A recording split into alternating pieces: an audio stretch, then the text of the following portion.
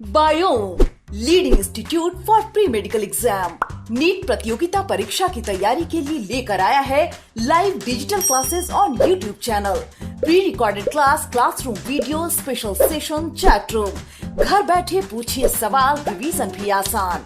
Lockdown में सुनहरे सपनों को दे नई उड़ान। बायोम नगराटोली और Hilu Ranchi, admission going on. Biyom leading institute for pre medical exam.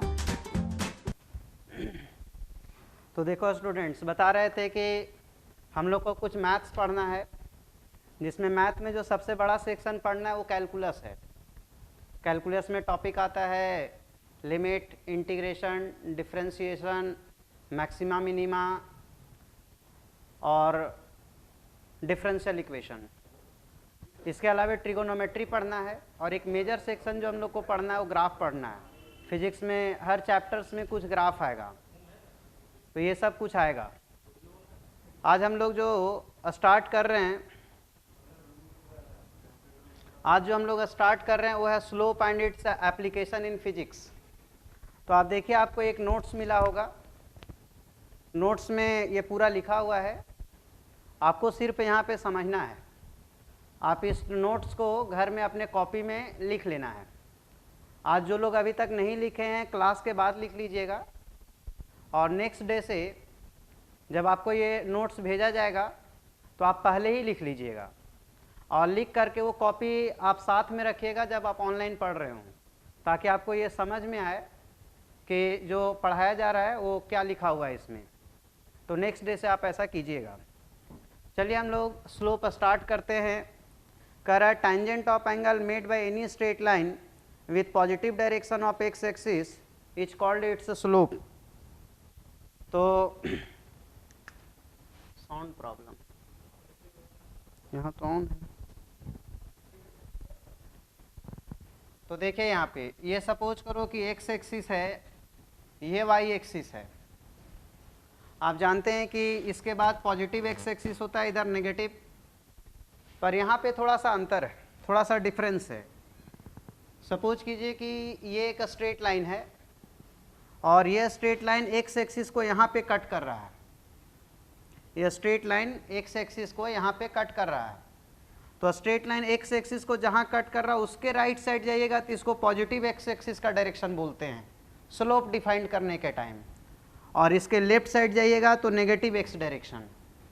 Normally हम लोग मैथ्स में यहाँ के बाद को ओरिजिन के राइट साइड को पॉजिटिव एक्स एक्सिस और ओरिजिन के लेफ्ट साइड को नेगेटिव एक्स एक्सिस, लेकिन जब स्लोप डिफाइन करते हैं तो स्ट्रेट लाइन एक्स एक्सिस को जहाँ कट करता है उसके राइट साइड को पॉजिटिव एक्स डायरेक्शन बोलते हैं, और इस साइड चले जाएंगे तो नेगेटिव एक्स डायरेक्शन बोलते हैं।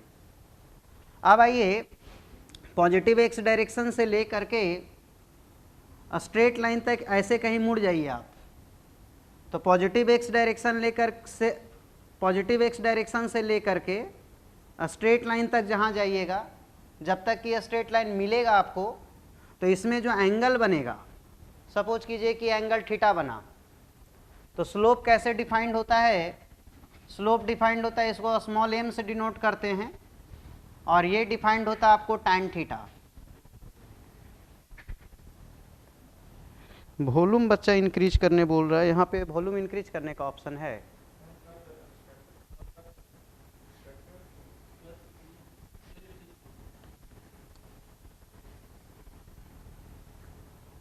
तो जैसे कुछ बच्चा लिखा है कि ग्रुप में नहीं आया है PDF, एक बार चेक कर लेना। नहीं आया होगा तो संजीव सर को मैसेज करना, बाद में देख लेना, ऐसे ग्रुप में भेजा गया है। वॉइस प्रॉब्लम है तो उसको ठीक किया जा रहा है। देखिए, या हो सकता है जो लोग हेडफोन नहीं लगाए हेडफोन लगा लीजिए। तो फिर से समझिए कि एक स्ट्रेट लाइन है, वो एक्स एक्सिस को कट कर रहा है। तो ये स्ट्रेट लाइन एक्स एक्सिस को जहाँ कट कर रहा है, आपको उसके राइट साइड जाना है, और राइट साइड से एंटी क्लॉकवाइज मुड़ जाना है, और राइट साइड से एंटी क्लॉकवाइज मुड़ने के बाद जितना एंगल बना रहा है ये स्ट्रेट लाइन, उस एंगल में आप tan थीटा लगा दीजिए। इसमें जो tan थीटा का वैल्यू आएगा इसको हम लोग स्लोप बोलते हैं। स्लोप आप कई बार अपने आम जीवन में डेली लाइफ में भी सुने होंगे। जैसे कभी आप पहाड़ से उतर रहे हो और बहुत तेजी से उतर रहे हो बहुत, तो वहाँ पे कभी कभी शब्द इस्तेमाल होता है कि ढलान बहुत ज़्यादा है, स्लोप बहुत ज़्यादा है। तो जहाँ ढलान बहुत ज़्यादा होता है हम लोग कहते हैं अंग्रेजी में या मैथमेटिक्स की भाषा में कि स्लोप ज़्यादा है। यदि आप कभी कारगिल वार पे विक्रम बत्रा या मनोज सिंह यादव का, जोगेंद्र सिंह यादव का, यदि आप उनका डॉक्यूमेंट्री देखे हों तो देखिएगा वो लोग जब तोरो लिंक के ऊपर चढ़ाई करता है तो उस डॉक्यूमेंट्री में वर्ड इस्तेमाल होता है कि स्लोप 80 डिग्री है, स्लोप 85 डिग्री है, बहुत ज़्यादा स्लोप है, इस तरह का वर्ड इस्तेमाल होता है। तो हम लोग इस तरह का जो वर्ड है उसके ऊपर भी बाद में विचार करेंगे। अभी आप स्लोप का मीनिंग समझ रहे हैं। स्लोप को हिंदी में ढलान बोलते हैं, ठीक है। तो स्लोप डिफाइंड होता है कि कोई भी स्ट्रेट लाइन एक्स एक्सिस को जहां कट करता है उसके राइट साइड जाइए और राइट साइड से एंटी क्लॉकवाइज मुड़ जाइए। इसमें जो एंगल बनेगा, इस एंगल का आप tan थीटा का वैल्यू कैलकुलेट कर दीजिए। तो इसमें tan थीटा का जो वैल्यू आएगा इसको हम लोग स्लोप बोलते हैं। अब आगे आते हैं। सपोज करो कि इस स्ट्रेट लाइन पे दो पॉइंट है, एक पॉइंट का नाम P है और दूसरे पॉइंट का नाम Q है। सपोज करो P पॉइंट का जो कोऑर्डिनेट है वो x1, y1 है और Q पॉइंट का जो कोऑर्डिनेट है वो x2, y2 है। P पॉइंट का coordinate x1, y1, Q point का कोऑर्डिनेट x2, y2। थोड़ा सा आप जो 10th क्लास में मैथमेटिक्स पढ़े हैं आप इसको लिख सकते हैं कि ये x1 है। सिमिलरली इसको यहां मिलाइए तो आप इसको यहां लिख सकते हैं कि ये x2 है। उसी टाइप से ये वाला वैल्यू आपका y1 होगा और ये वाला वैल्यू आपका जो है वो y2 होगा, ऐसा। अब आप क्या कीजिए, एक्स एक्सिस के पैरेलल एक स्ट्रेट लाइन ड्रॉ कर दीजिए। आप मैथमेटिक्स जानते हैं, ये एंगल थीटा है तो ये भी एंगल थीटा होगा कॉरस्पॉन्डिंग एंगल से। ये स्ट्रेट लाइन और ये स्ट्रेट लाइन पैरेलल है तो ये एंगल थीटा, तो ये भी एंगल थीटा कॉरस्पॉन्डिंग एंगल से। अब ये पूरा डिस्टेंस x2 है, ये डिस्टेंस x1 है, तो आप ये डिस्टेंस को लिख सकते हैं कि ये x2 माइनस x1 होगा। यहां से यहां तक का डिस्टेंस y2 है, यहां से यहां तक का डिस्टेंस y1 है, तो आप लिख सकते हैं कि ये डिस्टेंस y2 माइनस y1 होगा। आप इस ट्रायंगल को बाहर भी कर सकते हैं कि ये x2 माइनस x1 है, ये y2 माइनस y1 है और ये एंगल थीटा है। तो यहां से tan थीटा कैलकुलेट करेंगे तो ये आएगा y2 minus y1 divided by x2 minus x1। तो स्लोप का एक फार्मूला आपका हो गया कि tan थीटा से स्लोप निकालते हैं। स्लोप का दूसरा फार्मूला हुआ कि ये y2 minus y1 divided by x2 minus x1। Means कि जब एंगल दिया होगा तो हम लोग tan थीटा से निकालेंगे। यदि दो पॉइंट का कोऑर्डिनेट दिया होगा तो कोऑर्डिनेट से हम लोग ऐसे निकालेंगे y2 minus y1 divided by x2 minus x1। एक और तरीका है, इसको हम लोग लिखते हैं y2 माइनस y1 को delta y divided by delta x। Delta y का मतलब हुआ डिफरेंस इन y और डेल्टा x का मतलब हुआ डिफरेंस इन x। इसमें एक टर्म और जोड़ेंगे हम लोग, लेकिन उसके लिए आपको थोड़ा सा एक टर्म समझना पड़ेगा पहले, तब वहां पे वो समझ में आएगा कि वो क्या लिखा हुआ है। बीच बीच में रुक जा रहा है, ठीक है, नेट स्लो चल रहा।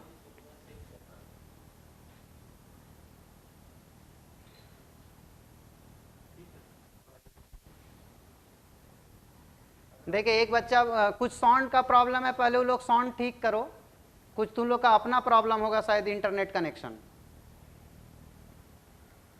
देखो एक बार फिर से हम समझा दे रहे हैं शुरू से।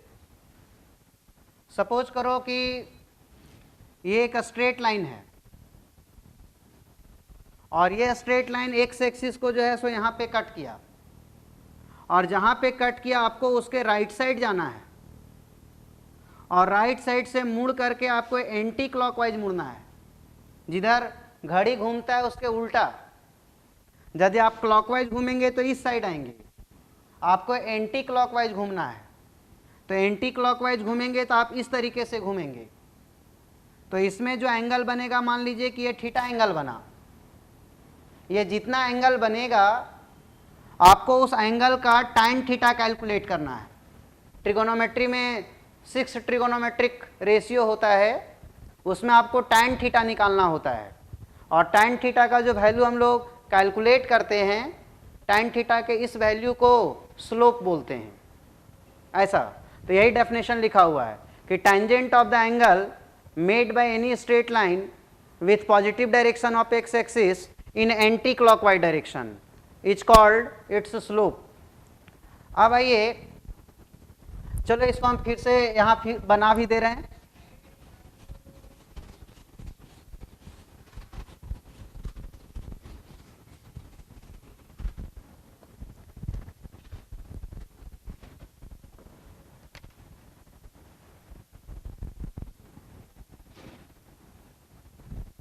ऐसा है,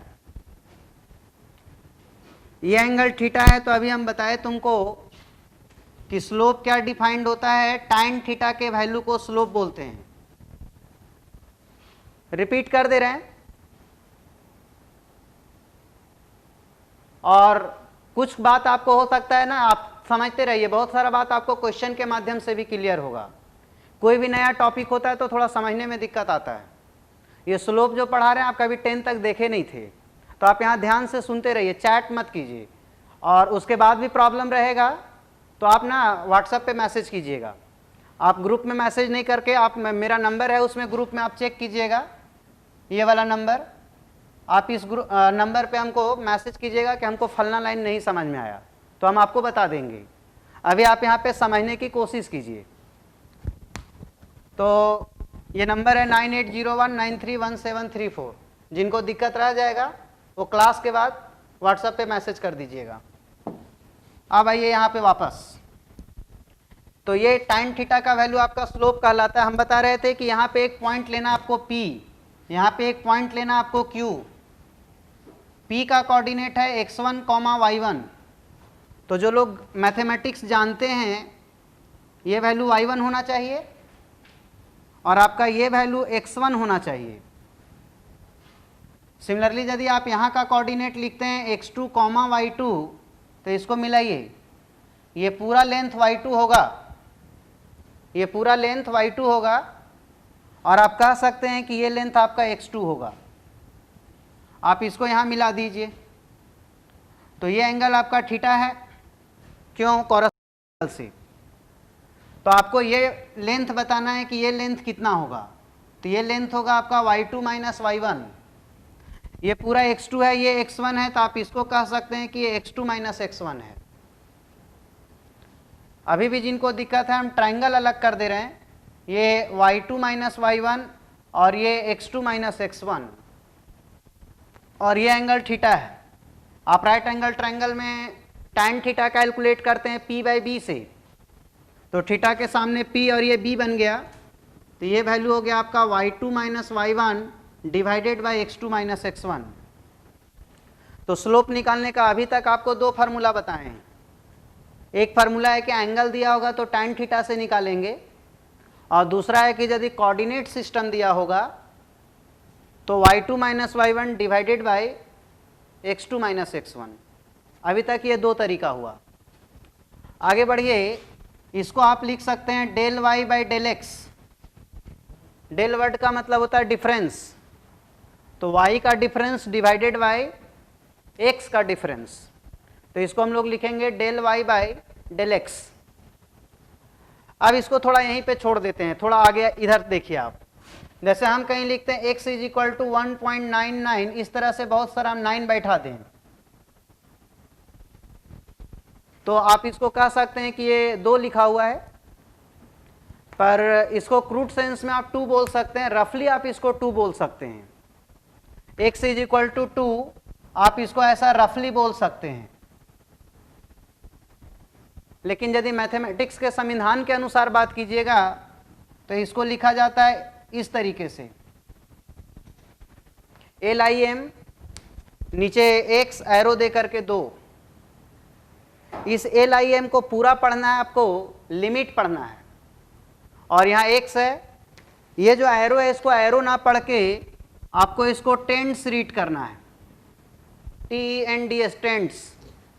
तो हम लोग इसको पूरा बोलेंगे, लिमिट x टेंड्स टू 2। इसका मतलब क्या होता है कि वो वैल्यू एग्जैक्ट 2 नहीं है, 2 के काफ़ी क्लोज है। जैसे ये वैल्यू एग्जैक्ट 2 नहीं है बल्कि 2 के काफ़ी क्लोज है। जैसे आप दूसरा लिखते हैं x बराबर 3.00, ऐसा बहुत सारा जीरो बैठा दीजिए आप, तो आप इसको x इज इक्वल टू रफली 3 लिख सकते हैं, लेकिन मैथमेटिक्स के कॉन्स्टिट्यूशन के अनुसार आप x इज इक्वल टू 3 लिखेंगे तो ये गलत है। मैथमेटिक्स का कॉन्स्टिट्यूशन कहता है कि आप इसको लिमिट x टेंड्स टू 3 लिखिए, मतलब कि वो 3 के काफ़ी करीब है पर एग्जैक्ट 3 नहीं है। तो एक नया टर्म आता है मैथमेटिक्स में 11th क्लास में, उसको हम लोग लिमिट बोलते हैं, और लिमिट शब्द का मतलब होता है कि वो वैल्यू एग्जैक्ट नहीं है, उसके काफ़ी क्लोज है। तो ये लिमिट शब्द का मतलब होता है। हम कहीं लिखते हैं लिमिट x टेंड्स टू 0, मतलब कि वो वैल्यू 0 नहीं है, 0 के काफ़ी क्लोज है, ये मतलब होता है। अब आइए सपोज करो कि तुम लिखते हो x1 इज इक्वल टू 4 और x2 इज इक्वल टू लिखते हो 9, तो x2 minus x1, 9 minus 4 is equal to 5। x2 minus x1 को आप डेल्टा x लिख सकते हैं, तो ये हो गया आपका delta x is equal to 5, delta x is equal to 5। लेकिन सपोज करो कि यहीं पे हम x3 इज इक्वल टू ले लेते 4.000, कुछ इस टाइप से ले लेते, और अब हम तुमको बोलें कि कैलकुलेट करो x3 माइनस x1, मीन्स कि डेल्टा x निकालो, तो 4 में से इसको घटाइए तो ये बहुत सारा जीरो बैठेगा, जो भी है हम एग्जैक्ट नहीं गिन रहे हैं, बहुत सारा जीरो है, और उसके बाद 1 आएगा। तो क्या तुम लोग इसको बता सकते हो कि इसको 0 लिखेंगे या लिमिट टेंड्स टू 0 लिखेंगे? हम लोग इसको मैथमेटिक्स के अकॉर्डिंग 0 नहीं लिख सकते, बल्कि हम लोग को लिखना होगा limit delta x tends to 0, limit delta x tends to 0, और ये वैल्यू फिर यही आएगा जितना आ रहा है, जितना लिखा हुआ है यहाँ पे, ऐसा। तो ये लिमिट शब्द का मतलब हो रहा है, चूंकि ये वैल्यू 0 के काफ़ी क्लोज है, 0 के काफ़ी क्लोज है, इसलिए हम लोग लिखेंगे limit delta x tends to 0। लेकिन ऐसा डेल्टा x में खास बात यह है कि इसको dx लिखा जाता है, इसको dx लिखा जाता है, मीन्स कि वैसा डिफरेंस जो बहुत छोटा वैल्यू देता है, वैसा डिफरेंस जो टेंड्स टू 0 होता है, वैसा डिफरेंस में डेल को हटा करके इसको d से रिप्लेस कर दिया जाता है। वैसा डिफरेंस जो बहुत छोटा होता है वहाँ से डेल को हटा करके और d लिख दिया जाता है, ऐसा नियम है, ऐसा मैथमेटिकल रूल्स बनाया गया है, और रूल्स आपको याद रखना होता है। तो इसको हम लोग dx बोल सकते हैं, इसको हम लोग dx बोल सकते हैं। अब आइए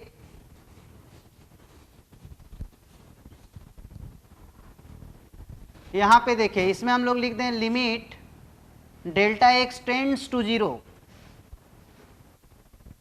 यह है delta y by delta x, तो ये बन जाएगा dy बाई dx। कोई बोलेगा ये कैसे हुआ?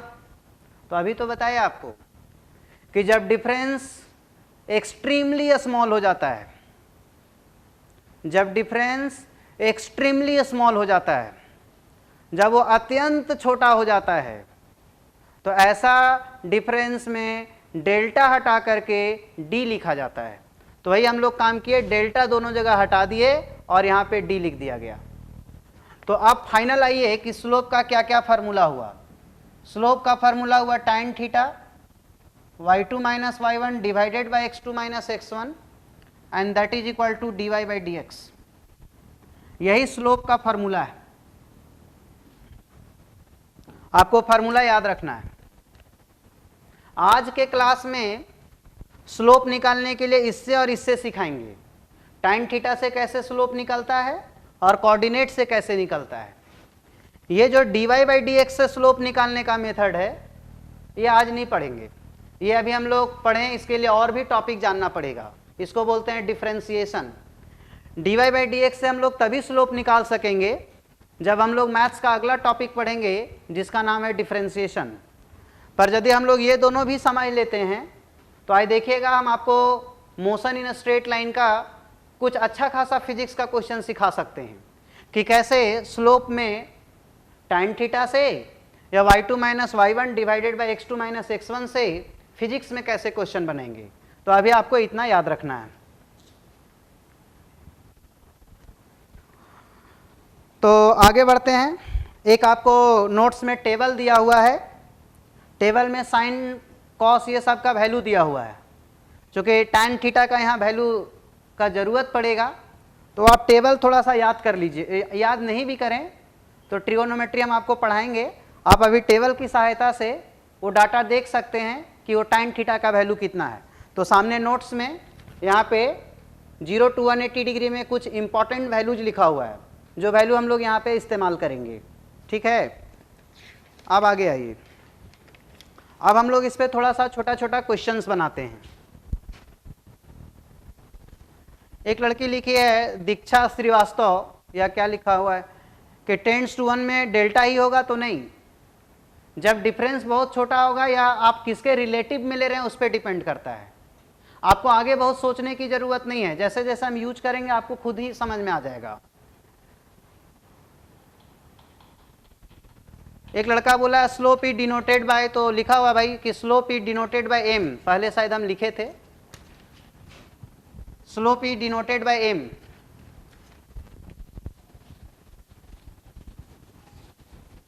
आपके पास सीट यदि है तो आप सीट देखिए पेज नंबर 2 में, और उसमें कुछ क्वेश्चन दिया हुआ है, आप बनाने का भी कोशिश कर सकते हैं। जैसे देखिए ये y एक्सिस है, ये x है। पहला क्वेश्चन दिया हुआ है कि ये 60 डिग्री है, कहता है इसका स्लोप निकालो। एक पहले में प्रशांत नाम का लड़का था, वो बोला था सर हमको थोड़ा कम समझ आ रहा है, वो समझने की कोशिश करना, न्यूमेरिकल के माध्यम से बहुत कुछ समझ में आता है। तो देखिए ये स्ट्रेट लाइन यहाँ कट कर रहा है, हम आपको बोले थे कि जहाँ कट करेगा उसके थोड़े राइट साइड जाइएगा और राइट साइड से एंटी क्लॉकवाइज मुड़ जाइएगा, और एंटी क्लॉकवाइज मुड़ने के बाद जो एंगल आएगा उस एंगल का tan थीटा निकालिएगा। मीन्स कि यहाँ पे ये एंगल यूज होगा और ये एंगल 30 डिग्री होगा, जबकि ये एंगल 60 डिग्री दिया हुआ है। तो आप कहेंगे कि ये 60 क्यों दिया है? वो आपको गुमराह करने के लिए दिया हुआ है, आपको धोखा देने के लिए दिया गया है, आप कितना कंसेप्ट समझते हैं ये चेक करने के लिए दिया गया है। तो इसका जो हम लोग स्लोप कैलकुलेट करेंगे tan थीटा, उसमें थीटा ना 60 डिग्री नहीं लेकर के 30 डिग्री लेंगे। ठीक है, जहां कट करेगा उसके राइट साइड और राइट साइड से एंटी क्लॉकवाइज। कौन सा एंगल दिया उस पर मत जाइए, आपको कौन सा एंगल का रिक्वायरमेंट है उसको देखना है। तो हम लोग को रिक्वायरमेंट है 30 डिग्री, तो इसका वैल्यू आप जानते हैं कि 1/√3 होता है। जो लोग नहीं जानते हैं टेबल बना के हम लिख दिए हैं, आप देख लीजिएगा। तो इसका स्लोप हुआ 1/√3। इसका दूसरा क्वेश्चन आप देखिए, ऐसा फोटो दिया हुआ है और यहाँ पे आपको 30 डिग्री दिया हुआ है, इसमें आपको स्लोप निकालना है। तो देखिए एक्स एक्सिस को यहाँ कट कर रहा है, एक्स का कटिंग देखना है, वाई का नहीं। तो एक्स को यहाँ कट किया, इसके आगे जाइए और आगे से फिर ऐसे मुड़िए और ये एंगल पता कीजिए मैथमेटिक्स से कि कितना होगा। तो क्या होगा बताइए, यहाँ 30 है, यहाँ 90 होता है, तो ये एंगल आप जानते हैं कि 60 डिग्री होगा, और वर्टिकली अपोजिट से ये भी एंगल आपका 60 डिग्री होगा। इसका ये मतलब हुआ कि tan 60, और ये वैल्यू आप जानते हैं कि √3 होता है। तो इसका स्लोप जो है सो √3 होगा। चलिए आगे आते हैं। कुछ लोग जवाब भी दे रहे हैं, अच्छा है जो लोग समझ रहे हैं, और जो लोग नहीं समझ रहे हैं वो समझने की कोशिश कीजिए, आपको समझ में आएगा। क्वेश्चन नंबर 3 देखिए, क्वेश्चन नंबर 3 उसमें दिया हुआ है आपको कि ये y है और ये x है और ये 60 डिग्री है। हम आपको बताया कि जहां कट किया, कट के राइट साइड जाना है, एक्स एक्सिस को जहां कट किया उसके राइट साइड, और राइट साइड से एंटी क्लॉकवाइज मुड़ना है। हमको ये एंगल का जरूरत है। लगाइए मैथमेटिक्स 90, तो आप लोग शायद जानते होंगे कि ये एंगल 30 डिग्री हो जाएगा। लीनियर पेयर से ये 180 होता है, तो लीनियर पेयर से ये 180 होता है, तो ये वैल्यू आपका 150 आ जाएगा। तो tan 150 आप टेबल में देखिए, इसका वैल्यू -1/√3 है, तो इसका आंसर -1/√3 होगा।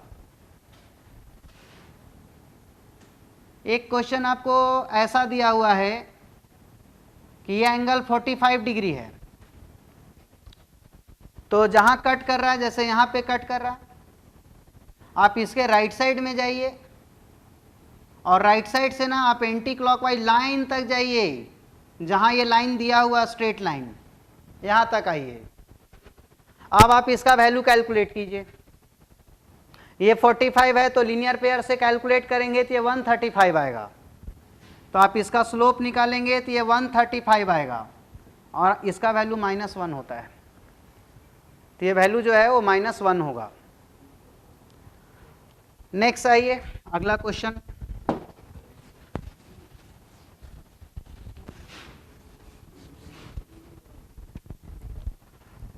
ये दिया हुआ है कि ये y है, ये x है, और ये 10 है और ये 5 है।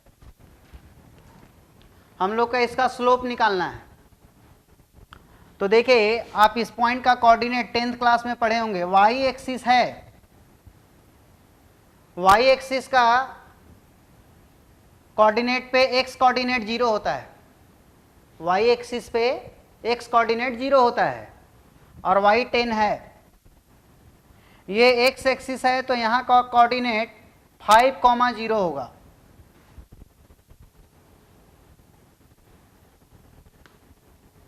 यहाँ पे 5,0। लास्ट क्वेश्चन रिपीट करने बोल रही है एक लड़की। ये एंगल कितना डिग्री था? सॉरी, ये नहीं था,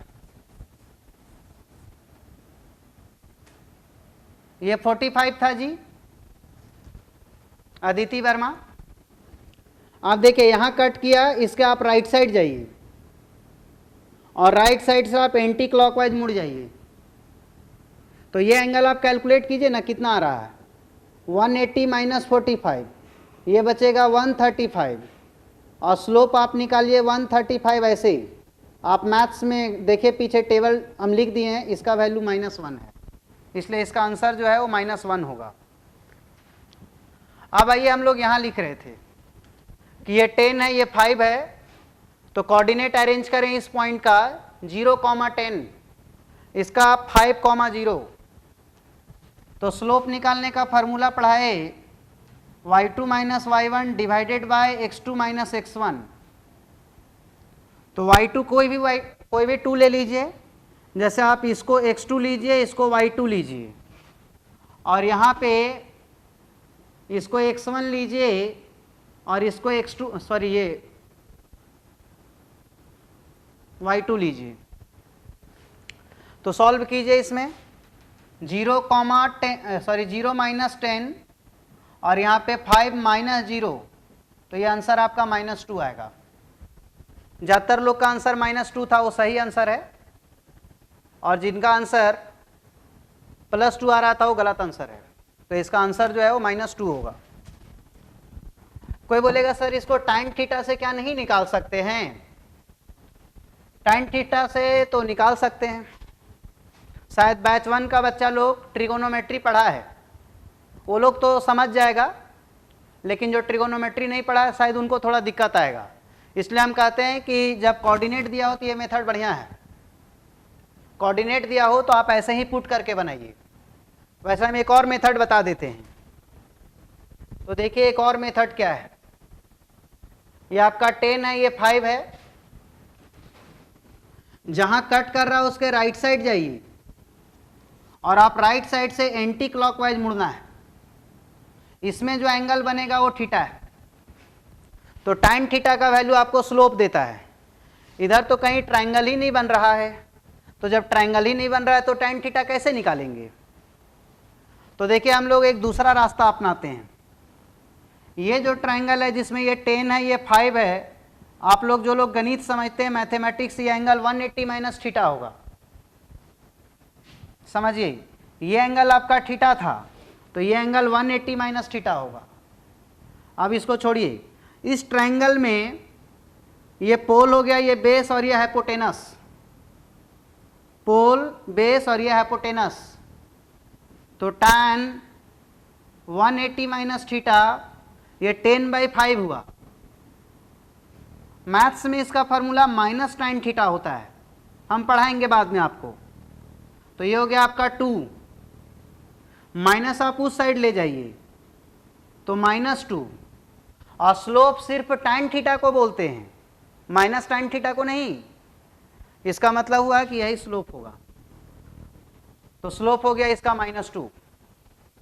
जिनको ये मेथड आसान लगा हो वो ये मेथड से बनाइए, पर मेरा मानना है कि फिलहाल आपको ये मेथड ज़्यादा अच्छा लगेगा। कुछ समय के बाद थोड़े आप मैथ सीख जाएंगे तो आपको वो ज़्यादा आसान लगेगा। तो फिलहाल कम से कम आपको इससे समझना है। ऐसा ही एक दूसरा क्वेश्चन दिया हुआ है, एक क्वेश्चन हम ऐसा और बता रहे हैं आपको।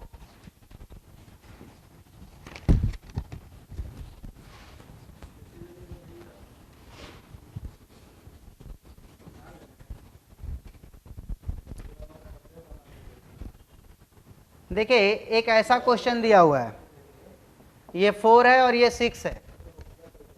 आपको इसका स्लोप निकालना है। कोऑर्डिनेट सेट कीजिए।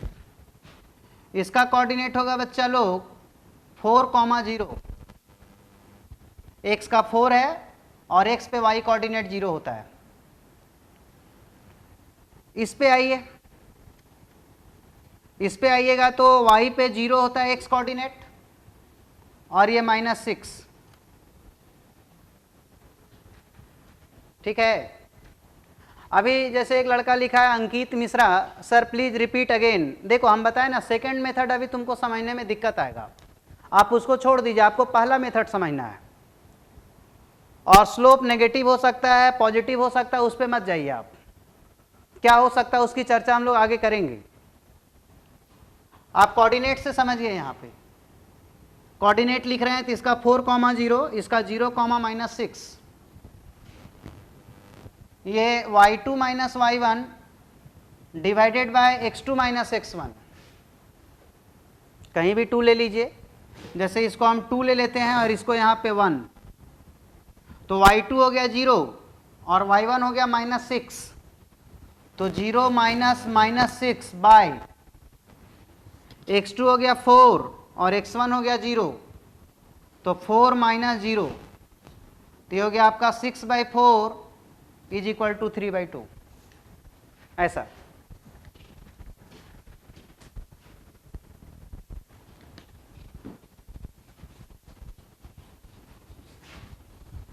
इसी को सेकेंड मेथड से देखिए। जो लोग समझना चाहते हैं दोबारा समझ में आ जाएगा। आप एक ऐसा फार्मूला याद रख सकते हैं, मैथमेटिक्स में होता है।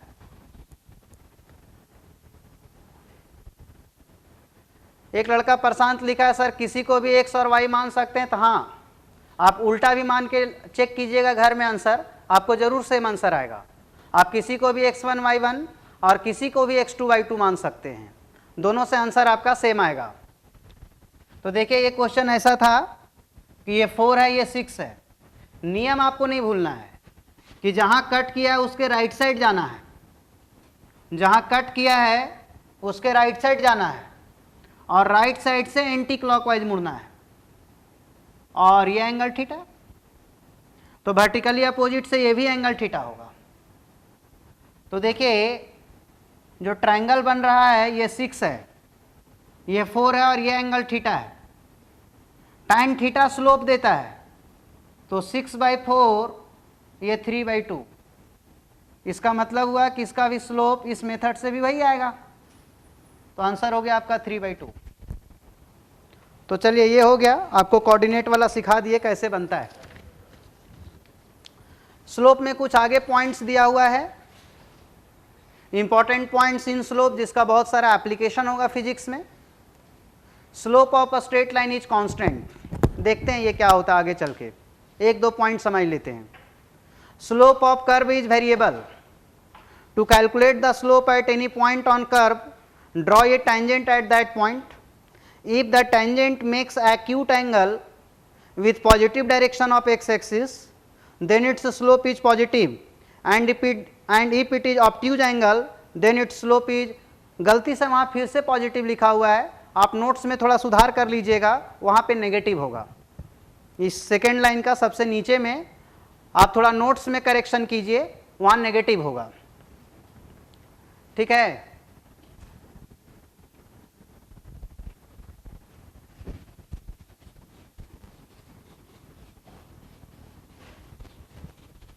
तो देखिए पहला लाइन लिखा गया है इसमें कि slope of a straight line is constant. आइए थोड़ा इसका मतलब समझते हैं। जैसे ये y है और ये x है, ये स्ट्रेट लाइन है, तो इस स्ट्रेट लाइन पे एक पॉइंट मान लीजिए 1 यहाँ है, 2 यहाँ है और तीसरा पॉइंट यहाँ है। तो पहला पॉइंट कहता है कि m1 बराबर m2 बराबर m3, m1 बराबर m2 बराबर m3। इस स्ट्रेट लाइन में 3 पॉइंट है और तीनों पॉइंट का स्लोप सेम होगा। कुछ और भी पॉइंट्स लेंगे, कोई बोलेगा 3 ही, थोड़ा एक और यहाँ ले लेते हैं 4, तो ये भी बराबर होगा। मीन्स कि एक स्ट्रेट लाइन पे लाई करने वाला ऑल पॉइंट्स का, all point lies on the same straight line have the same slope. ऐसा क्यों? स्लोप जो है वो लाइन के लिए डिफाइंड होता है, एक कंप्लीट लाइन के लिए डिफाइंड होता है, और जब तक लाइन चेंज नहीं होगा तब तक स्लोप चेंज नहीं होगा। जिनको थोड़ा समझने में दिक्कत है उनको हम एक एग्जांपल देते हैं। जैसे कैपिटल मतलब कि राजधानी देश के लिए होता है, जैसे हम कहते हैं कि भारत की राजधानी दिल्ली है, लेकिन कोई बच्चा जो रांची का है वो बोलेगा नहीं यार बताओ कि लालपुर की राजधानी कहाँ है। तो पहली बार यदि ऐसा सवाल किसी से पूछ दें कि लालपुर की राजधानी कहाँ है, तो बोलेगा कैसा पागल आदमी है। लेकिन इसको ऐसे समझा जाए कि लालपुर जो है वो रांची में है, रांची जो है वो झारखंड में है, झारखंड जो है वो भारत में है, और भारत की राजधानी दिल्ली है, मतलब कि लालपुर की भी राजधानी दिल्ली है। तो भारत में जितना गली मोहल्ला है, भारत में जितना गांव शहर है, सबके लिए कॉमन कैपिटल है, सबका राजधानी। तो आप ऐसा समझिए कि स्ट्रेट लाइन एक देश है और स्लोप इसका राजधानी है। जब तक देश नहीं बदलेगा तब तक राजधानी नहीं बदलेगा, तो जब तक लाइन नहीं बदलेगा तब तक स्लोप नहीं बदलेगा, ऐसा कुछ। तो जब स्ट्रेट लाइन बदलता है तब स्लोप बदलता है। सारा स्ट्रेट लाइन का स्लोप सेम नहीं होता है। अभी हम लोग अलग अलग स्ट्रेट लाइन का स्लोप निकाले थे और आंसर अलग अलग आ रहा था। तो जब लाइन बदलता है तब जाकर के उसका स्लोप बदलता है। एक ही लाइन रहेगा तो स्लोप नहीं बदलेगा। आपको ऐसा समझना है कि एक ही स्ट्रेट लाइन पे आने वाला डिफरेंट लाइन देश का अलग अलग शहर है, देश का अलग अलग गांव है, और वो सब का राजधानी दिल्ली है। तो एक स्ट्रेट लाइन का स्लोप कांस्टेंट होता है, ऐसा आपको समझ करके चलना है। अब आइए दूसरा पॉइंट लिखा हुआ है, और ये जो पॉइंट है हो सकता है कुछ लोग अभी इसको बहुत कैजुअल ले रहा होगा।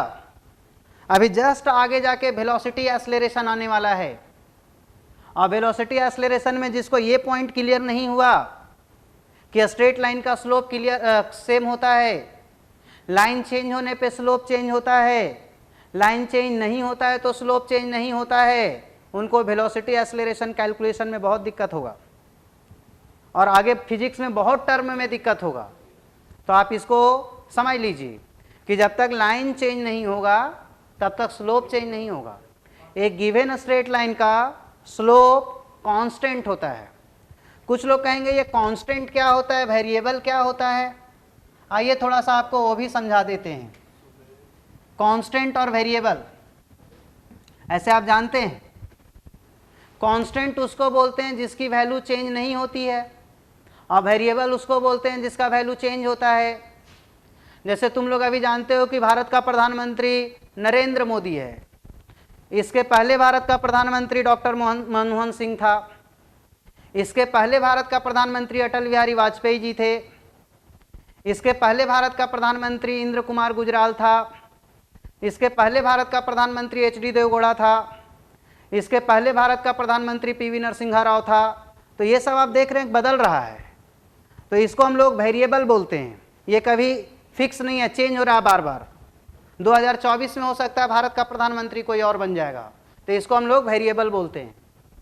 लेकिन 2015 में भारत की राजधानी दिल्ली थी, 2016 में भी दिल्ली है, अभी 2020 चल रहा है तो भारत का राजधानी दिल्ली है, आने वाला 2025 में भी भारत का राजधानी दिल्ली होगा। तो इसको हम लोग कांस्टेंट बोलते हैं। कांस्टेंट मतलब जिसका वैल्यू चेंज नहीं होता है। जैसे आपके शरीर में 2 आँख है, आज कल भी 2 ही आँख होगा, परसों भी 2 ही आँख होगा, तो ये कांस्टेंट है। लेकिन हो सकता है कि आज आप रेड कलर का शर्ट पहने हो, कल कोई और कलर का शर्ट पहनेंगे, परसों कोई और कलर का शर्ट पहनेंगे, तो ये शर्ट जो है वो वेरिएबल है। तो ये कांस्टेंट और वेरिएबल का मतलब होता है। तो ये हो गया आपका कांस्टेंट और वेरिएबल। अब आइए दूसरा पॉइंट, एग्जाम्पल फिजिक्स में देंगे, थोड़ा हड़बड़ाने की जरूरत नहीं है। कर्व का स्लोप कैसे निकालते हैं? कर्व का स्लोप, जैसे मान लो कि ऐसा कोई कर्व है, तो कर्व का स्लोप जो है वो फिक्स्ड नहीं होता है। कर्व के अलग अलग पॉइंट का स्लोप अलग अलग होता है, उसके कन कन का स्लोप डिफरेंट होता है। इसमें किसी पॉइंट पे स्लोप निकालना है, मान लीजिए कि यहां पे स्लोप निकालना है, तो कर्व में आपको जहां पे स्लोप निकालना है वहां पे आप एक टेंजेंट ड्रॉ कर दीजिए ऐसा, और ये टेंजेंट जितना एंगल बनाएगा, ये एंगल का tan थीटा का वैल्यू आपको स्लोप देगा। आप जानते हैं, शायद तो ठीक है, नहीं जानते हैं तो भी ठीक है, 0 to 90 डिग्री में tan थीटा पॉजिटिव होता है, और 90 to 180 में tan थीटा नेगेटिव होता है। 0 to 90 डिग्री में tan थीटा पॉजिटिव होता है, 90 to 180 में tan थीटा नेगेटिव होता है। तो ये एंगल आपका 90 से छोटा है तो इसका स्लोप पॉजिटिव होगा। जो कर्व का स्लोप निकालना रहेगा, तो कर्व में स्लोप का एग्जैक्ट वैल्यू का इंपॉर्टेंस उतना नहीं है फिजिक्स में, जितना कि उसका पॉजिटिव नेगेटिव का इंपॉर्टेंस है। कर्व जब होगा तो फिजिक्स में जो न्यूमेरिकल्स आएगा, उस न्यूमेरिकल में आपको स्लोप का पॉजिटिव या नेगेटिव वैल्यू का रिक्वायरमेंट होगा। एग्जैक्ट वैल्यू का यदि कभी जरूरत पड़ा तो कुछ और डाटा वो प्रोवाइड कराएगा, मे बी वो टेंजेंट ड्रॉ कर देगा, एंगल खुद से बना देगा, ऐसा कुछ होगा। अभी जो आपको बात समझना है कि टेंजेंट, ये कर्व में स्लोप कैसे निकालते हैं, तो कर्व का अलग अलग जगह का स्लोप अलग अलग होता है। जिस पॉइंट पे स्लोप निकालना है वहां पे एक टेंजेंट प्लॉट करते हैं। वो टेंजेंट एक्स एक्सिस के साथ जो एंगल बनाएगा वो tan थीटा स्लोप देता है। यदि ये एक्यूट एंगल होगा तो पॉजिटिव स्लोप होगा, और यदि ये ऑब्ट्यूज एंगल होगा तो नेगेटिव स्लोप देगा। जैसे एक दूसरा एग्जांपल लेते हैं कि मान लो कि एक ऐसा कर्व दिया हुआ है, और मान लीजिए कि हम लोग को बोला जा रहा है कि इस जगह पे स्लोप निकालिए, तो आप यहीं पे टेंजेंट प्लॉट कर दीजिए, जहां पे निकालना वहीं पे टेंजेंट प्लॉट कर दीजिए, और x को जहां कट कर रहा है उसके राइट साइड जाइए, और राइट साइड से आप एंटी क्लॉकवाइज मुड़ जाइए, यही tan थीटा आपको स्लोप देगा। आप यहां देख पा रहे हैं कि एंगल 90 डिग्री से बड़ा है, इसका मतलब हुआ कि इसका स्लोप जो है वो नेगेटिव है। आप लोग को एक क्वेश्चन दे देंगे हम, आपको उसमें बताना है कि कहाँ स्लोप पॉजिटिव है और कहाँ स्लोप नेगेटिव है। एक पॉइंट ए पे, बी पे, सी पे, डी पे और ई पे, ये 5 प्लेस पे आपको बताना है कि कहाँ स्लोप पॉजिटिव होगा और कहाँ स्लोप नेगेटिव होगा। ये आपका होमवर्क है, आप इसका जवाब हमको बताइएगा कि एक ऐसा ग्राफ दिया हुआ है, इस ग्राफ के डिफरेंट पॉइंट्स पे पॉइंट आपको टिक कर दिया गया है, वहां पे आपको स्लोप बताना है। एक लड़का बोला है मैकेनिक्स आप ही पढ़ाएंगे, अभी तो हम ही पढ़ाएंगे, इसके बाद काइनेमेटिक्स हम ही पढ़ाएंगे। चलिए ये 2 पॉइंट आप समझ गए। तीसरा पॉइंट पे आइए, slope of a straight line parallel to x axis is 0। यदि कोई स्ट्रेट लाइन है ऐसा ऐसा, तो कहता है कि इसका स्लोप 0 होगा। कोई बोलेगा सर क्यों, तो देख लेते। जैसे मान लो ये लाइन है, ये एंगल थीटा है, आप लाइन को ऐसे झुका दीजिए तो एंगल और घट जाएगा, इस लाइन पे कोइंसाइड करा दीजिए तो ये 0 डिग्री हो जाएगा, और tan 0 डिग्री 0 होता है। x के साथ जो एंगल बनेगा उस एंगल को, वैल्यू को, tan थीटा को स्लोप बोलते हैं। पैरेलल लाइन आपस में एंगल नहीं बनाता है, तो ये लाइन x एक्सिस के साथ पैरेलल है और पैरेलल लाइन के बीच में एंगल 0 डिग्री होता है, तो इसका x एक्सिस के साथ एंगल 0 डिग्री है, इसलिए इसका स्लोप 0 होगा। Next, slope of a straight line parallel to y axis is infinite. कोई लाइन ऐसे दिया हुआ है, ये एंगल 90 डिग्री, तो tan 90 डिग्री इंफिनिटी होता है, tan 90 डिग्री इंफिनिटी होता है। अभी आप लोग सवाल का जवाब मत दीजिए, अभी आप सिर्फ समझिए, आप घर पे बैठ के बनाइएगा। तो जो स्ट्रेट लाइन y एक्सिस के पैरेलल होता है, जो स्ट्रेट लाइन y एक्सिस के पैरेलल होता है, उसका स्लोप जो है वो इनफाइनाइट होता है, आपको दिख रहा होगा। आगे लिखा हुआ है कि slope of displacement time graph gives velocity, slope of velocity time graph gives acceleration, slope of linear momentum time graph gives force, negative of slope of electric potential displacement graph gives electric field, slope of potential energy versus displacement graph gives conservative force, slope of parallel line are same, slope of 2 perpendicular line का product -1। इसको समझना पड़ेगा। एक लड़के इसको repeat करने बोल रही है, अभी तो हम इधर समझाया ही नहीं है कुछ। एक्स एक्सिस का स्लोप, एक्स एक्सिस के पैरेलल लाइन का स्लोप 0, जो लाइन y के परपेंडिकुलर होगा, y के पैरेलल होगा, तो उसका स्लोप इनफाइनाइट। अब आइए नेक्स्ट पॉइंट पे आते हैं।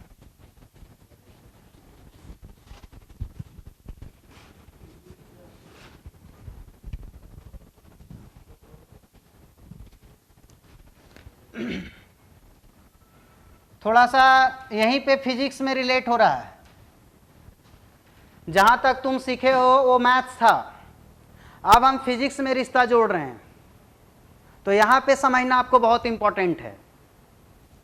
अभी हम आपको कुछ देर पहले क्या बोले कि स्लोप होता है dy बाई डी एक्स, कुछ देर पहले ऐसा बताए थे, स्लोप होता है dy by D x, d by D. देखिए जब आप मैथ्स पढ़ेंगे तो x और y आता है, फिजिक्स पढ़ेंगे तो रेयरली x एंड y आता है। फिजिक्स में velocity, displacement, acceleration, potential energy, kinetic energy, ये सब आता है, और ये सब किसी को भी x और y से डिनोट नहीं करेंगे, कुछ और रिप्रेजेंटेशन होगा। तो हम लोग इसको जनरलाइज कर रहे हैं, थोड़ा सा फिजिक्स के साथ जोड़ने की कोशिश कर रहे हैं। तो dy बाई डी एक्स मतलब कि जो फिजिकल क्वांटिटी वर्टिकल लाइन पे था, physical quantity on y axis या on vertical line, y axis मत बोलिए, on vertical line by physical quantity on horizontal line. बहुत आसान है यदि आप समझना चाहें तो, कि स्लोप कैसे रिलेट करते हैं। जो फिजिकल क्वांटिटी वाई एक्सिस पे होता है या वर्टिकल लाइन पे होता है उसमें डी लगा देते हैं, होल डिवाइडेड बाय जो फिजिकल क्वांटिटी हॉरिजॉन्टल लाइन में होता है उसमें डी लगा देते हैं। जैसे तुम लोग जवाब देने की कोशिश करो कि यहाँ और यहाँ टी है, एक जगह डिस्प्लेसमेंट है, इसका नाम है डिस्प्लेसमेंट, और दूसरे जगह में टाइम है। तुम लोग बताने की कोशिश करो कि इसका स्लोप कैसे डिफाइन करेंगे इससे रिलेट करते हुए। तो D physical quantity on vertical line, vertical line पे एक्स है तो ये एक्स हो गया, by D physical quantity on horizontal line T है तो टी हो गया। मतलब इसका स्लोप लिखेंगे तो एक्स और टी का, तो स्लोप का वैल्यू हो जाएगा D x by D T. और आने वाले दिनों में काइनेमैटिक्स में पढ़ेंगे, इसको वेलोसिटी बोलते हैं। शायद तुम लोग 9th-10th में मैडम तुम लोग को पढ़ाई होगी, देखो बेटा भी एवरेज बराबर होता है x2 minus x1 by t2 minus t1। इसी को लिखेंगे delta x by delta t, और आपको पता है कि इसको आगे चल के dx बाई dt लिख देंगे यदि limit delta t tends to 0 होगा। तो अभी आप इसमें मत जाइए। कोई बोलेगा ये भी कैसे हो गया, तो आपको बाद में बताया जाएगा। जैसे आप ओम्स लॉ 10th क्लास में रट्टा मारे हैं, भी बराबर आई आर, आप नहीं जानते ओम्स लॉ क्या होता है, आपको 12th क्लास में सिखाया जाएगा ओम्स लॉ क्या होता है। आप जीवन में बहुत कुछ रट्टा मारते हैं। भारत की राजधानी दिल्ली है, आप रट्टा मारे हुए हैं, आप नहीं जानते हैं कि भारत की राजधानी दिल्ली कैसे हुआ था, उसके पीछे कहानी क्या था। भारत की राजधानी पहले दिल्ली था, बाद में भारत का राजधानी नई दिल्ली हुआ। शायद आप नहीं जानते होंगे कि भारत का राजधानी नई दिल्ली कौन कराया था। तो छोड़िए वो सब लफड़ा, याद कीजिए भारत की राजधानी नई दिल्ली है। तो dx बाई dt फिलहाल वेलोसिटी होता है, dx बाई dt फिलहाल वेलोसिटी होता है, ऐसा समझ के चलिए, आगे बताया जाएगा आपको काइनेमेटिक्स में। तो ये कैसे रिलेट किए शायद आपको समझ में आया होगा कि d उसमें लगाना है जो वर्टिकल लाइन में है, होल डिवाइडेड बाय d उसमें लगाना है जो हॉरिजॉन्टल लाइन में है। अब ये जो भी होता हो, फिजिक्स कहता है कि dx बाई dt वेलोसिटी होता है, इसका मतलब कि यही वेलोसिटी होगा। तो आगे चल के हम लोग को कभी डिस्प्लेसमेंट और टाइम का ग्राफ दिया होगा और बोलेगा इसका वेलोसिटी कैलकुलेट करो, तो हम लोग इसका स्लोप कैलकुलेट करेंगे, और स्लोप का जो आंसर आएगा वही वेलोसिटी का आंसर हो जाएगा।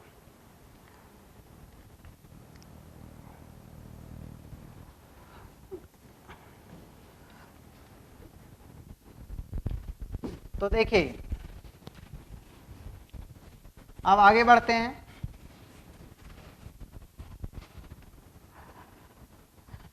वैसे ही मान लो कि यहाँ पे v है और यहाँ t है, तो आप इसका स्लोप निकालने की कोशिश कीजिए। हम आपको बोले d उसमें लगाना है जो यहाँ है, तो d, फिर d यहाँ वाले में लगाना है, बाद में आपको बताया जाएगा ये क्या होता है। या 9th में थोड़ा बहुत सुने होंगे कि एक्सेलरेशन का फॉर्मूला होता है v2 minus v1 by t2 minus t1। इसका मतलब कि dv बाई dt को एक्सेलरेशन बोलेंगे।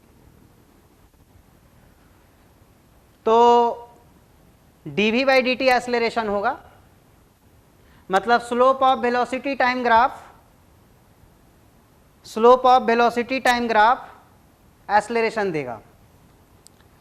वैसे ही यहाँ पे मान लीजिए कि p है और यहाँ पे t है, जहाँ p का मतलब है लीनियर मोमेंटम, तो इसका जब आप स्लोप लिखेंगे तो आप ही लोग बता दीजिए। तो आप लिख सकते हैं कि dp/dt, तो ये हो जाएगा बच्चा dp/dt, और आपको ये बताया जाएगा न्यूटन सेकेंड लॉ में कि ये फोर्स होता है। dp/dt न्यूटन्स के सेकेंड लॉ में ये फोर्स होता है, ऐसा आपको बताया जाएगा। वहां तो कुछ और भी एग्जाम्पल्स लिखा हुआ है, वो एग्जाम्पल 12th के बच्चा को समझ में आ जाएगा, लेकिन जो बच्चा इसमें 11th का है उसको समझ में नहीं आएगा। तो हम अन्य जो एग्जाम्पल यहाँ पे लिख दिए हैं उसको अभी आपको समझने की आवश्यकता नहीं है, वो क्लास 12th में आएगा, तो उसको छोड़ देते हैं। एक वर्क एनर्जी पावर नाम के चैप्टर में आएगा, उस चैप्टर में बताया जाएगा। क्योंकि ये सब आप थोड़ा थोड़ा जानते हैं इसलिए हम एग्जाम्पल दे रहे हैं। आप वर्क एनर्जी का यहाँ जो एग्जाम्पल दिए हैं 11th का बच्चा नहीं जानता है, इसलिए हम उसको नहीं बता रहे हैं। 12th का बच्चा 12th या 12th पास समझ सकता था, छोड़िए उसको रहने देते हैं, आगे बढ़ते हैं।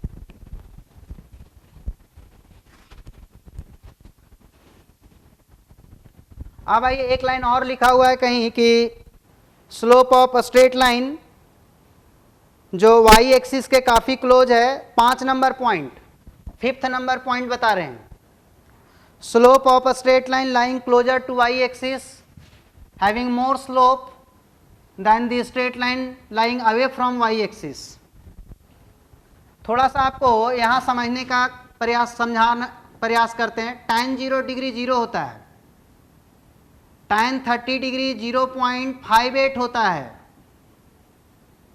tan 37 डिग्री 0.75 होता है, tan 45 डिग्री 1 होता है, tan 53 डिग्री 1.33 होता है, tan 60 डिग्री 1.73 होता है, tan 76 डिग्री 4 होता है, और tan 90 डिग्री का वैल्यू इन्फिनिटी होता है।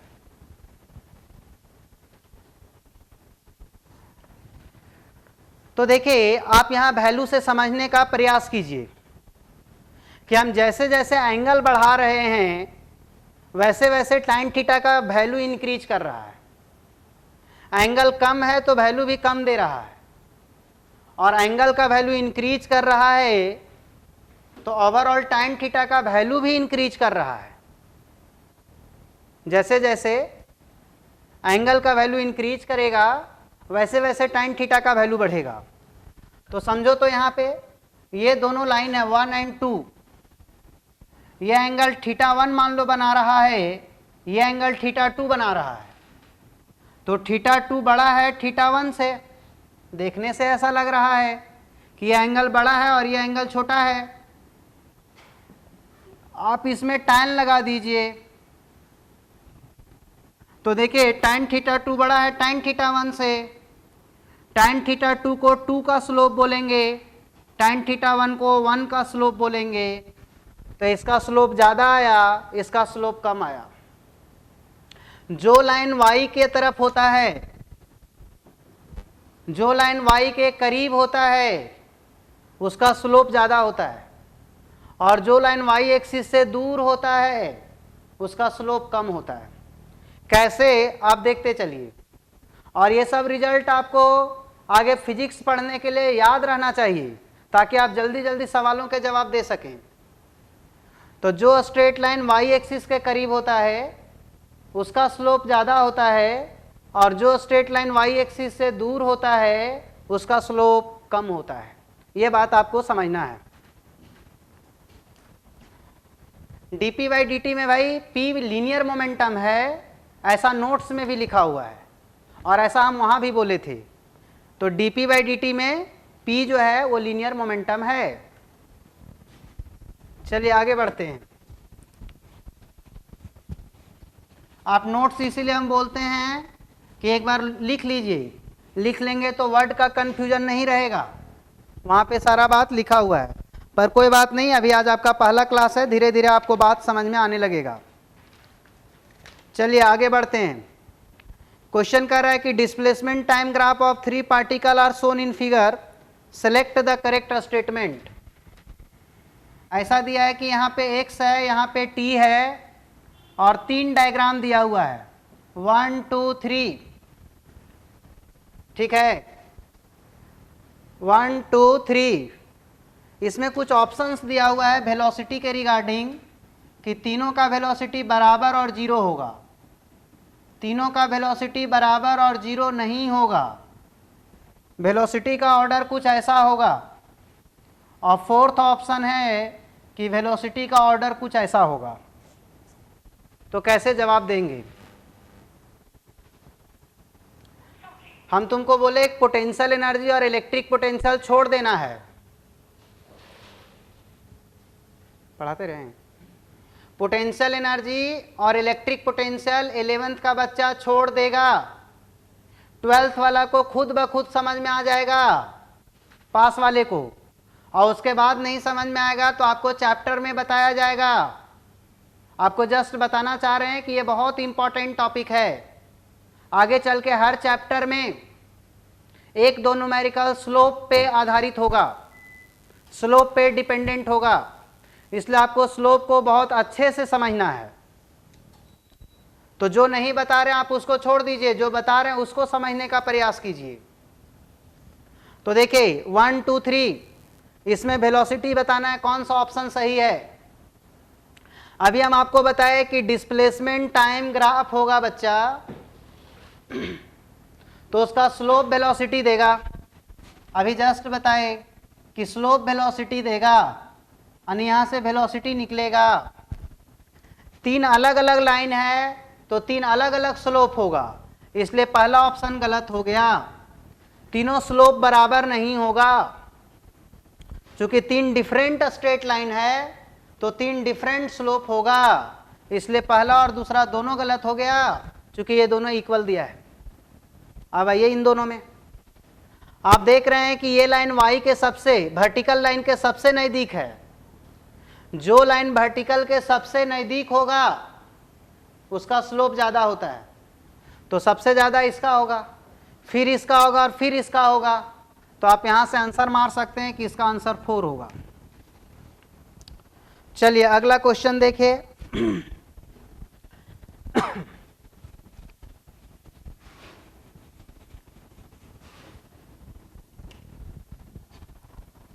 अगला क्वेश्चन दिया बच्चा लोग कि ये ऐसा एक डायग्राम दिया हुआ है, यहाँ पे x है, यहाँ पे t है, ये एंगल 37 डिग्री है और ये एंगल 53 डिग्री है, ये 1 है और ये 2 है। xt ग्राफ का स्लोप वेलोसिटी देता है, टीवी पे नहीं आ रहा है, स्लोप वेलोसिटी देता है। तो पहला का वेलोसिटी होगा बच्चा लोग tan 37 डिग्री और इसका वैल्यू होता है 3/4। दूसरा का वैल्यू होगा बच्चा लोग tan 53 डिग्री ऐसा, और इसका वैल्यू होता है 4/3। tan 37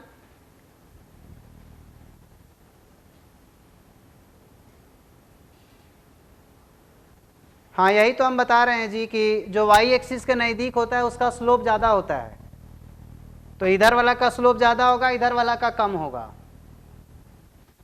इसका स्लोप देखिए, ये 37 बना रहा है, ये 53 बना रहा है, तो दोनों का वैल्यू लिख दिए। अब आइए रेशियो कैलकुलेट करना है V1/V2, तो ये हो गया 3/4/4/3, 9/16 या 9:16, ये इसका आंसर होगा। अगला क्वेश्चन देखते हैं।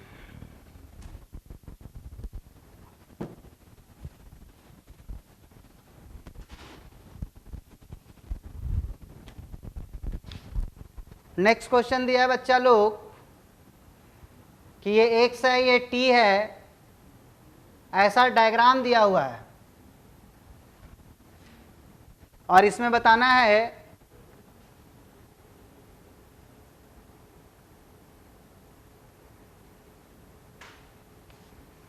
कि इसका वेलोसिटी के बारे में आप क्या बता सकते हैं। एक लड़का इसमें पूछा है कि सर ये सब वैल्यू हम लोग को याद करना पड़ेगा, तो याद थोड़ा कर लेते तो ठीक है, और नहीं तो आपको सब जगह ब्रैकेट में लिखा हुआ मिलेगा। अभी आप देखे होंगे हम बार बार बोल रहे हैं कि यहाँ पे इसका वैल्यू दिया हुआ है, आपको एक नीचे में टेबल बना दिए हैं और टेबल में सारा वैल्यूज लिखा हुआ है। आप ज़्यादा चिंता ना करें, वहाँ से देख करके इसका वैल्यू को लिखें। चलिए आगे बढ़ रहे हैं। इसके बारे में हमको बताना है कि इसका वेलोसिटी के बारे में आप क्या बता सकते हैं ग्राफ से। जैसे आप किसी का शक्ल देख के बता सकते हैं ना कि ये शरीफ आदमी होगा, बदमाश आदमी होगा, भोला है, तो वैसे आपको इसका ग्राफ देख के बताना है कि आप इसके बारे में क्या बता सकते हैं। तो मान लीजिए कि एक लाइन यहां लीजिए, एक यहां। आपको बताया कि एक्स-टी ग्राफ का स्लोप यह आपको वेलोसिटी देगा, ठीक है। एक लड़की लिखी है Aditi Verma, first the velocity increases and then it becomes constant. इसका गलत जवाब है। ये moving object has stopped in the given graph, ये सही लड़का लिखा है, कशिश चौबे समथिंग लिखा हुआ उसका नाम। Velocity is increases and then constant, ये गलत है। चलिए अब हम बता देते हैं। एक लड़का बहुत अच्छा जवाब दिया है, युक्ता शर्मा या लड़की जो भी है, uniform velocity then comes to rest, ये बहुत सही जवाब है। देखिए ये एंगल आप थीटा लीजिए, मान लीजिए कि ये वैल्यू 10 है और ये वैल्यू मान लीजिए 2 है, अपने मन से कुछ भी मान लेते हैं। तो tan थीटा का वैल्यू निकालिएगा तो 10/2, तो ये 5 होगा। और हम बताए थे कि स्ट्रेट लाइन का स्लोप चेंज नहीं होता है, तो इसका स्लोप चेंज नहीं होगा यहाँ से यहाँ तक, तो यहाँ से यहाँ तक वेलोसिटी जो है वो चेंज नहीं होगा, वेलोसिटी जो है वो कांस्टेंट होगा। यहाँ से यहाँ तक वेलोसिटी कांस्टेंट होगा। और इसके बाद आइए, ये एक अलग स्ट्रेट लाइन है, ये एक अलग स्ट्रेट लाइन है। हम बताए थे कि स्ट्रेट लाइन चेंज होता है तो स्लोप भी बदल जाता है, तो ये स्ट्रेट लाइन अलग है तो स्लोप भी बदल जाएगा। तो इसका स्लोप क्या होगा बच्चा लोग, हम बताए थे कि एक्स एक्सिस के जो पैरेलल होता है उसका स्लोप 0 होता है, मतलब कि वेलोसिटी 0 होगा। तो पहले ऑब्जेक्ट कुछ वेलोसिटी से जा रहा था और वो फिक्स्ड था, अचानक से 0 हो गया, चलते चलते आदमी गिर के मर गया। तो velocity initially velocity is constant then suddenly comes to rest, ये इसका आंसर होगा। आप वहां देखिएगा आंसर दिया हुआ है। अगला क्वेश्चन पे आते हैं। अगला क्वेश्चन दिया है बच्चा लोग कि यहाँ पे एक्स, यहाँ पे भी है, अच्छा वहाँ गलती थोड़ा सा ऑप्शन लिखा गया ना, यहाँ पे भी है, यहाँ पे टी है, या आप इसको ना ठीक है रहने दीजिए। यह ऐसा डायग्राम दिया हुआ है, यहाँ 1, यहाँ 2, यहाँ पे 3, वहाँ पे ऑप्शन लिखा हुआ है V1 greater than V2 greater than V3, ऐसे करके कुछ ऑप्शंस है। आप इसको चेंज कर दीजिए, थोड़ा गलती लिखा गया है, A1 A2 greater than A3 आप ऐसा लिख दीजिए, थोड़ा सा रिप्लेस कर दीजिएगा। A1 less than A2 less than A3, A1 is equal to A2 is equal to A3 is equal to 0, और चौथा option A1 is equal to A2 is equal to A3 is not equal to 0।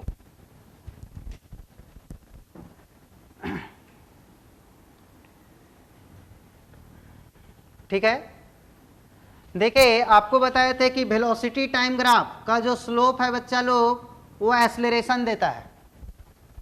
पढ़ाए थे कि velocity time graph का slope acceleration देता है, तो इसका स्लोप एक्सेलरेशन देगा। एक ही स्ट्रेट लाइन है तो स्लोप कहीं चेंज नहीं होगा, लाइन चेंज होता है तो स्लोप चेंज होता है। तो यहाँ पे एक ही स्ट्रेट लाइन है तो स्लोप चेंज नहीं होगा, तो तीनों जगह का स्लोप इक्वल आएगा। तो ये या ये में कोई एक आंसर होगा। आप ये कहते हैं ये गलत हो गया, ये गलत हो गया, ठीक है। अब आइए कि ये दोनों में कौन होगा। ग्राफ यदि x के पैरेलल होता तब आपका ये आंसर होता, पर चूंकि इसका स्लोप 0 नहीं होगा, केवल x के पैरेलल का स्लोप 0 होता है, इसलिए इसका आंसर जो है वो 4th हो जाएगा। ये भी नहीं होगा, ये पैरेलल नहीं है x के, इसलिए इसका स्लोप 0 नहीं होगा। तो एक अच्छा लड़की जवाब दिया अदिति वर्मा, a1 बराबर a2 बराबर a3 नॉट इक्वल टू 0। जी हाँ, यही आंसर होगा आपका। चलिए एक अगला थोड़ा बड़ा सवाल बनाते हैं। आप जितना बातों को समझ रहे हैं तो अब थोड़ा सा इस क्वेश्चन को हम आगे बढ़ा रहे हैं। अभी तक हम लोग थोड़ा आसान आसान सवाल बनाए।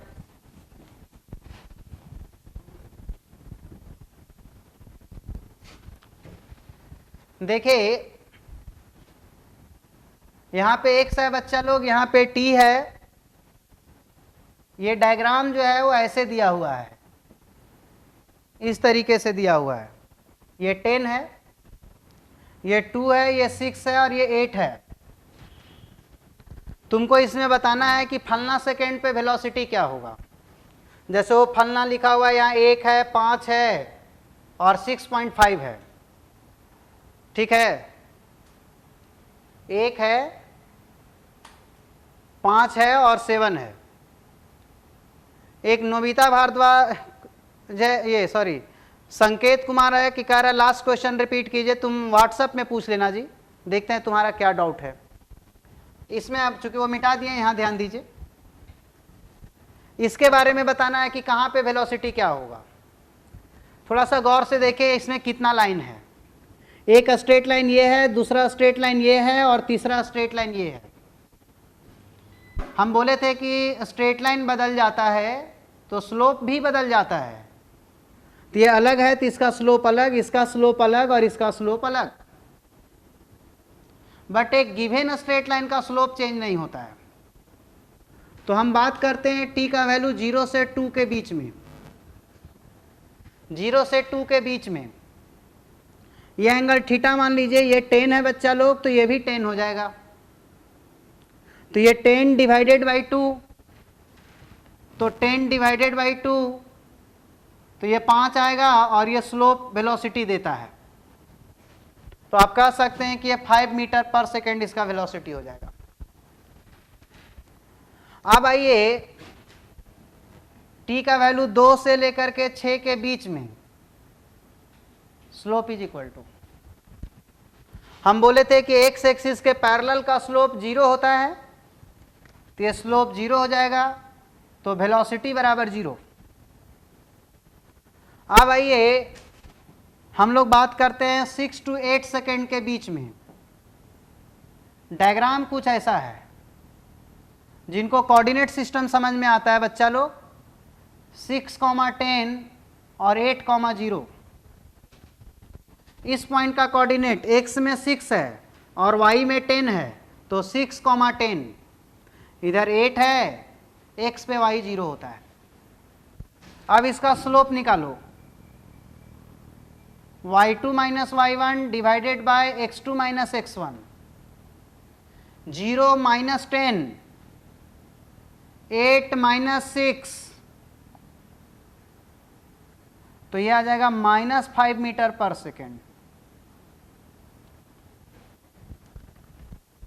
अब आइए क्वेश्चन में बोला 1 सेकेंड पे क्या होगा, तो समझो ये 2 सेकेंड तक के लिए वैलिड है इसका स्लोप। तो 0 से 2 सेकेंड में कुछ भी पूछेगा तो आंसर 5 मीटर पर सेकेंड होगा। 0 से 2 के बीच में हर किसी का, जैसे बोलता है 1 सेकेंड पे क्या होगा, 1.5 सेकेंड पे क्या होगा, 1.25 सेकेंड पे क्या होगा, 0.575 सेकेंड पे क्या होगा, सब का आंसर सेम होगा and that is equal to 5 metre per second.